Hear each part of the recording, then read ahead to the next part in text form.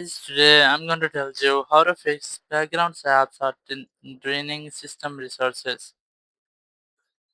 If you're using Windows 10 or 11, you're facing the issue that your background apps are draining your system resources. So let's see some possible fixes for this. The very first thing, you can go to search and here the search for task manager. So I'm the search for task manager here and just maximize it first. Then go to processes. Now once you are in process, you might see all the processes running in your PC at this time. Now in this section, you have to check which is the mostly using here. So it's a memory, so you can click on memory here and you can see which app is consuming more memory on your PC. So the once you click on memory, the mostly using memory app will be here.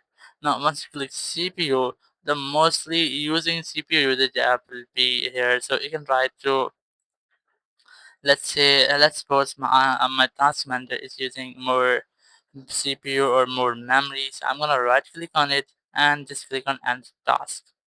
Now, once you have ended task, it will completely stop or close that app in your background or also in your foreground, like if your app is playing or is in use, so it will be completely closed.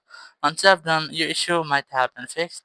Or you can also do the one more thing, go to settings here and in settings go to apps and you can try to disable any app from background. So just go to apps here, go to install the apps, just look at the app of which you want to disable the background usage. So for example, I'm going to select this media player here, just click on these three dots, click on advanced options, and here you might see the background app permission. You just have to click on it and just click never.